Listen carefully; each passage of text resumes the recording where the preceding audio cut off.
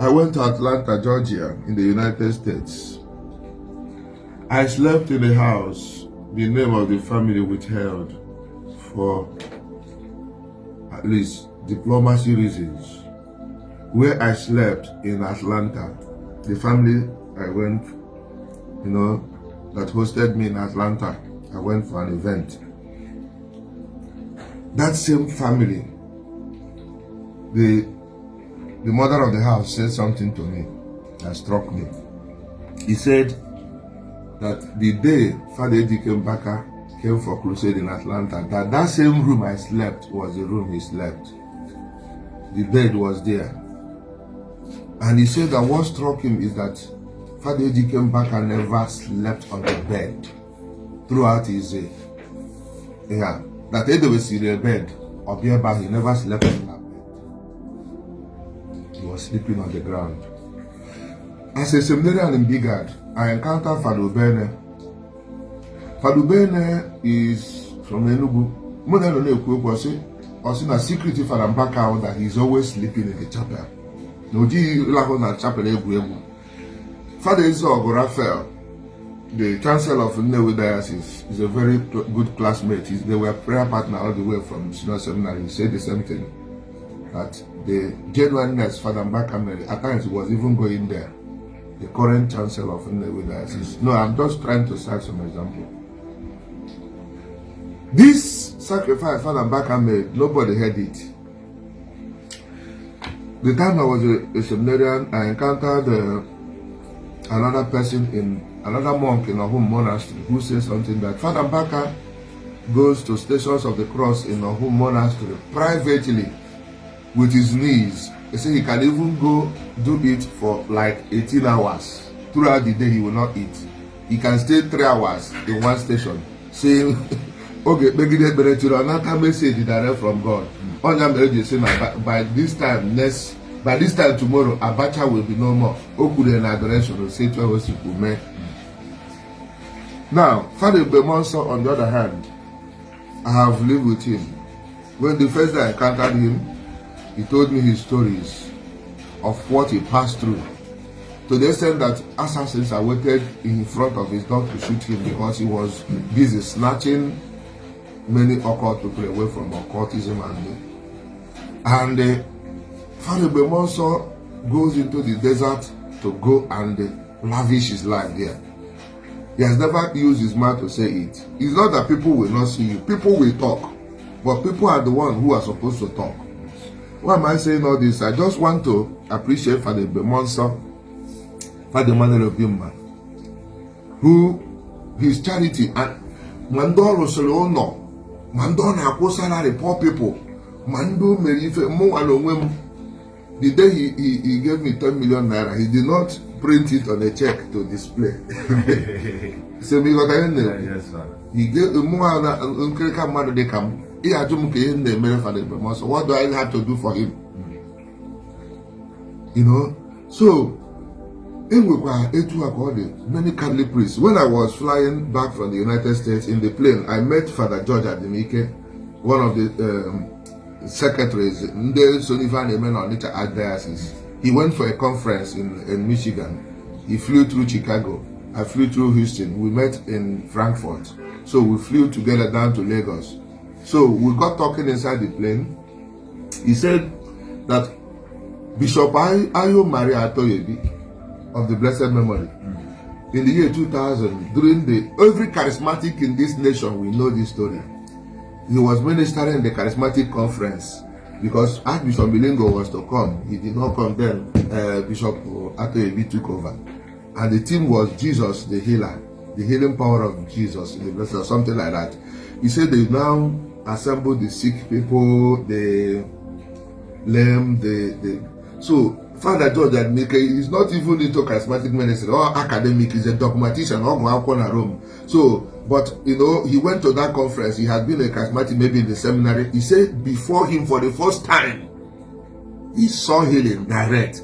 That Bishop Ayo Maria was just preaching, and a man who was lame in the wheelchair shouted, and he himself has said that what made him to tell this story, that I remember that he himself shouted and screamed. His head wanted to blow. I knew that he was under anointing. Why am I saying all these things? The work of God, when God, our Lord Jesus Christ, feeling doing things, he does not come to proclaim it by himself. At times he said, tell no one. The reason why I beg Father Mbaka, I beg apology on his, I said, Father, Harawa, all the insult and humiliation. If you matter, I found the Father Mbaka, it was how many days honor? Oh, this one. I told you, but everybody knows him that knows Mbaka does not eat. So when I see these ministries sprouting here, especially in Duke Bukobi, Madu Jida Akayane to Mwea, we had to justify the reason why Father Mbaka had to raise the matter again, to rewrite the mind of our people. Because somebody maybe he wasn't even seeing all those things. Make a bone of all those things that can get a offer here. Because this thing, the rebuke I rebuked the man of God there was long time ago. So I want to let everybody know that there are priests. These are the example of what I know. There are priests who are making effort that I don't know how to describe it. Sacrifice sacrifice for power. Anyway, sacrifice for love. And anyway, it is a power. When my father, none and not, Abano no Kayoko 3 times and is still under the tree. My own brother from Fado Nachuku MSP worked in Liberia or this Sudan, South Sudan. For 80 years. You know how this man, AK-47, is my own brother. I met him. He's now in the United States. He's one of those that came to the parish where I was working this time and picked me up. We went around. He told me his story. He shared some of the pictures. South Sudan. Come and see the number of people he was baptizing. Jesus Christ. They were all naked. They have no clothes. Father has to go and beg. The MSP congregation has to solicit for fund in other places in order to clothe those people. I mean, if you see the number, and when the father nurture in interior villages where there is no light, where there is no road,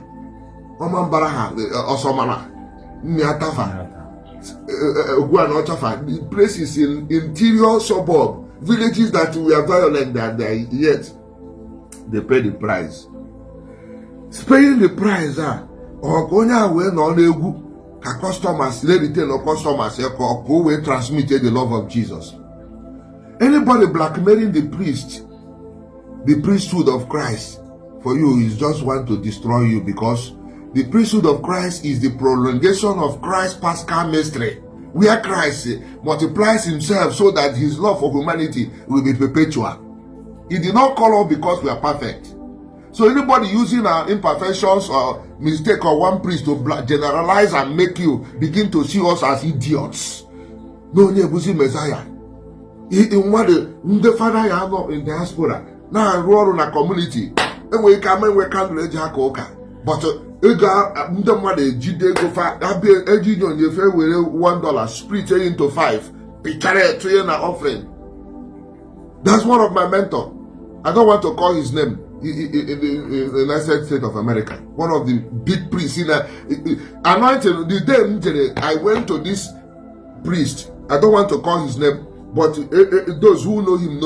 The day I went to America, I went to New Jersey, I went to the preaching of this priest was exhuming power, was exhuming glory, was exhuming anointing. And yet some people will not recognize that because they are wickedly bent on forcing the priest to go out of himself, dehumanize himself, turn his head upside down and do extraordinary things.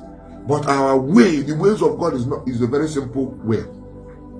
Our God does not dwell. Even in the Bible, the very simple. Born in a manger, it was not complicated. And yet the king still came there. The Catholic Church does a very simple liturgy that demonstrates faith, and it is Christ ministering. For us that have special charism in the charismatic ministry, we are just there for charismatic, that is to display gift in order to win souls back to do the original things the way it's supposed to be done. This revolution that is going on, it will not work. So I'm encouraging our priests, don't be intimidated by anybody because nobody has what it takes. I'm saying it out of passion. I cited example with Father Baka, Father Bemonso, those who break themselves. How much does a Bemonso eat? How much does he even drive any car? How much time does he even have to go out? Can time all these people were in Nigeria now, and that is it. And only for now, the church takes over. There's no family business, there's no interest. Perfection is only found in God. As from the mother, I'm all of us. The Bible says all are sinners first, but if anybody comes to claim perfection, no impeccability, not by his strength, God will prevail. Where the scripture says by his strength shall no man prevail, by his holiness and all that. Be very, very careful. Such a person is dangerous. And I'm a Christi, no na Lagos Diocese. There is a disclaimer say onye na-eje ba na-eje at the risk of the authentic caliphate, but people don't want to hear it. Nkwo ya say gute una na ma fa ma jesi ego as if no ego we can read we go seminary. Agu na egbu nnam bo na ma fa otuturu lacha. Please, jide gogi, hold your money. If you don't want to see the truth in what we are talking, but an assurance in the, especially in the Anuma Ojunisi, especially Moanya June America. Monday, I would defend on of Arab, Hapo, Muhabara, Nata, Nigeria, America, okay, Bukobi. One day, he did the jail, he did the bag, the plane now, make it the 100 days fast one day, promising the Yiga just Narana, Chibo, my watch. I'm not causing you, man. No, the hot job they made. He can see it. Yeah, just watch. He can not achieve when we watch it. Who can get Teta or Juno Casino, Una Funande Cande for your father, Una Funoya Cande Fadama, Una Fugo Messiah.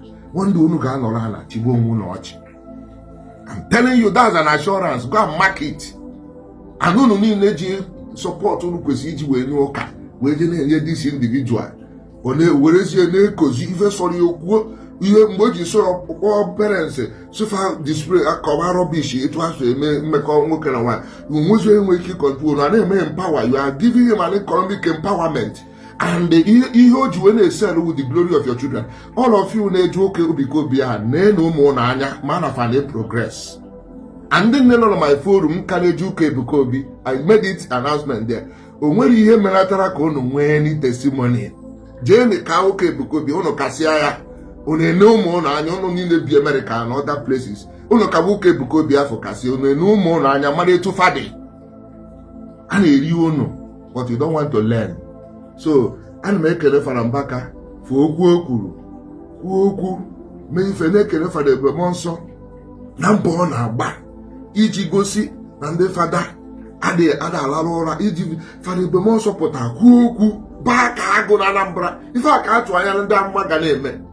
Bakago, the kidnapper church in our son nine on a mapifun in Punan, town onion in a bongo, and what of fanny in the bowl.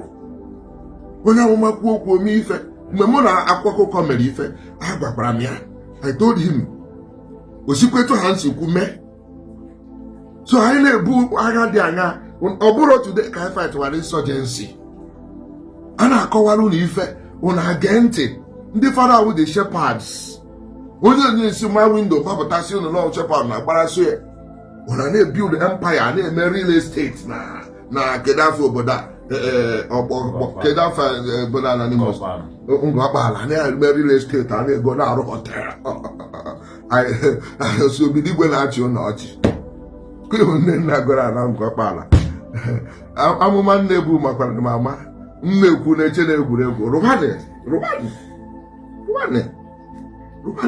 But here na go no bo onwere Jaha Christi wegu. Here about the Holy Spirit bo. Holy Spirit of God noro in a man. Onya afọ dey bindu di ocha di aso. Umane a na-enwere echesu akowa biye na accompany chastity.